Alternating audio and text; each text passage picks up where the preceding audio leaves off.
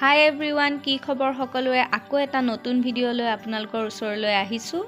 ব্লাউজটো যেহেতু আধৰুৱা হৈ আছিল, আপোনালোকেও কৈছিল যে কিলাকুটি লৈ থকা হাতৰ ভিডিঅ'টো দিব লাগে, তো আজি হাতৰ ভিডিঅ'টো লৈ আহিছোঁ। এয়া আপোনালোকে দেখা পাইছে, মই দুজাপ কৰি লৈছোঁ, লৈ এফালে 5.5 দিছোঁ আৰু লগতে এইখিনি জাপটো 10লৈকে থৈছোঁ। থৈ এতিয়া মাছৰ নিচিনাকৈ, মাছৰ ফিচাৰ নিচিনাকৈ এনেকৈ হাতখন আঁকি দিছোঁ। দি এতিয়া স্কেলৰ সহায়তো আপোনালোকে দিব পাৰে, এনেকৈ আঁকি দিছোঁ। এতিয়া আমি কাট কৰি দিলোঁ। তেনেকৈ এক পিচ মই উলিয়াই দেখাই দিলোঁ আৰু আন পিচো তেনেকৈ উলিয়াই ল'ম একে জোখত। তো আপোনালোকে দেখা পাইছে। এতিয়া মই এখন হাত লৈ এটা তলফালে মুৰণি দিছোঁ যাতে ফিনিচিং আহে, সেইবাবে কেনেকৈ দুজাপ কৰি লৈছোঁ আপোনালোকে দেখা পাইছে নিশ্চয়। এতিয়া চিধা কৰি চিলাই দিম। এয়া আমাৰ চিলোৱা গৈ আছে লাহে লাহে।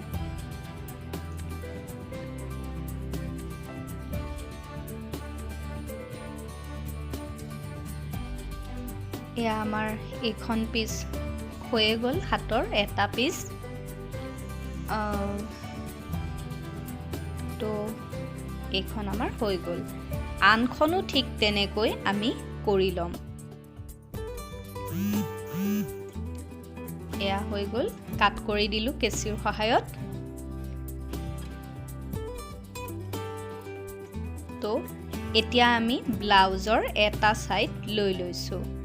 এতিয়া এনেকৈ শোল্ডাৰৰ মাজত আমি হাতখন দি ল'ম। তেনেকৈ মই কেনেকৈ দেখুৱাই দিছোঁ আপোনালোকে চাই যাব। তো এতিয়া মাজত এনেকৈ এটা কাট কৰি দিছোঁ যাতে সুবিধা হয়। তো এতিয়া আমাৰ শোল্ডাৰটো এনেকৈ মাজত বহি যাব। মাজত আমি মানে হাতখন দি ল'ম। দি লৈ এতিয়া ওলোটা কৰি দিম হাতখন। তাৰপিছত এয়া ওলোটা কৰি লৈ আমি মেচিনৰ সহায়ত চিলাই যাম। আপোনালোকক মই যিমান পাৰোঁ সহজভাৱে বুজাবলৈ চেষ্টা কৰিছোঁ। যদি ইয়াৰ পিছতো কিবা খেলি মেলি হয় তো আপোনালোকে মোক কমেণ্ট বক্সত কমেণ্ট কৰি জনাব, মই উত্তৰ দিবলৈ নিশ্চয় চেষ্টা কৰিম। এয়া এনেকৈ হাতখন চিলাই গৈ আছোঁ এটা ছাইডে। এইবোৰত আপোনালোকে সাধাৰণতে দুটা দুটা চিলাই দিব যাতে মজবুত হৈ থাকে আমাৰ। এয়া আমাৰ এটা ছাইড হৈ গ'ল। তো এতিয়া এনেকৈ ওলোটা কৰি লৈ আনটো ছাইডো আমি চিলাই যাম।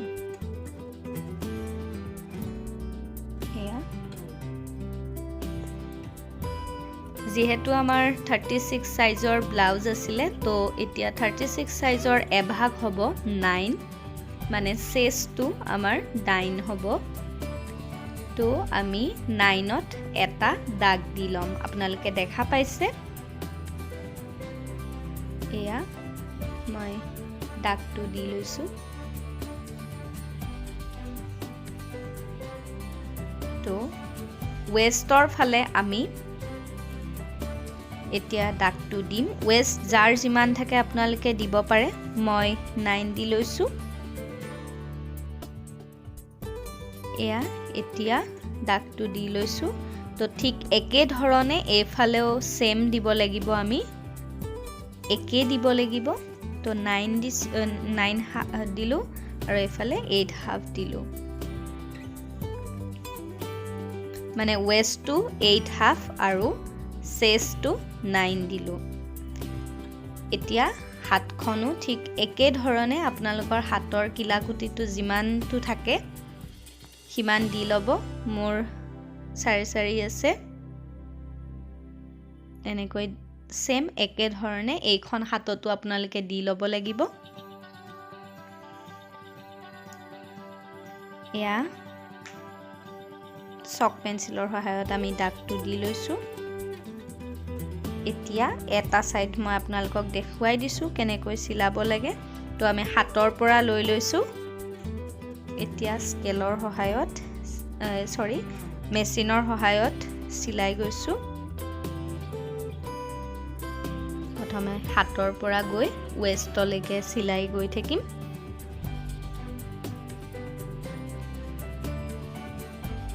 এয়া আমাৰ চিলোৱা হৈ গ'ল এটা সাইড এফালে যিখিনি বাড়ি আছে বাড়ি থকা অংশখিনি আমি কাট কৰি দিম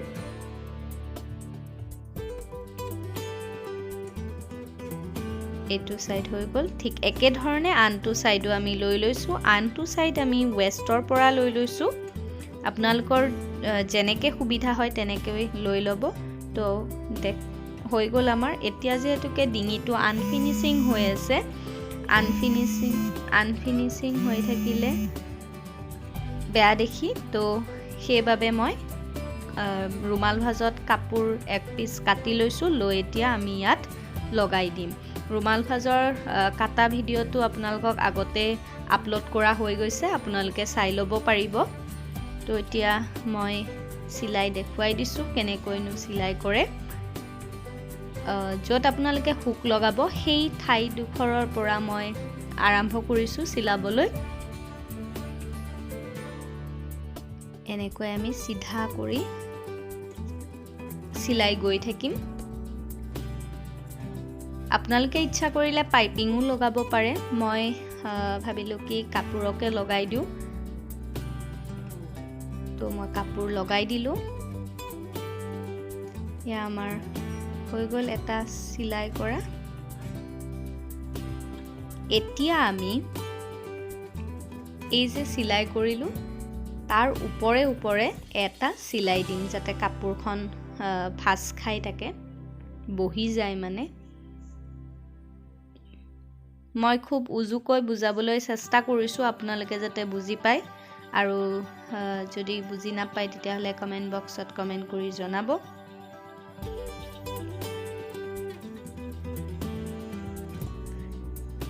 ভিডিওবোৰ দিউতে অকমান পলম হয় আপোনালোকে যাতে বেয়া নাপায় মই ভিডিওটো দিবলৈ চেষ্টা কৰো সোনকালে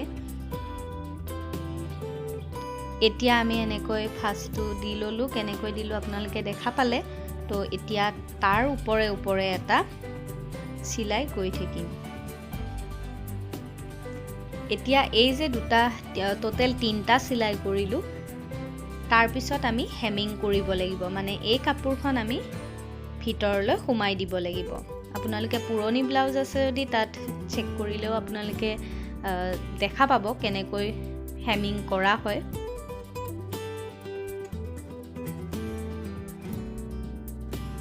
ইয়া হৈ গ'ল আমাৰ চিলাই কৰা এইটো আমি হৈ গ'ল এতিয়া আমি এনেকৈ ভিতৰত সোমাই দি হেমিং কৰিম হেতু আৰু নেদেখুৱালো আপোনালোকক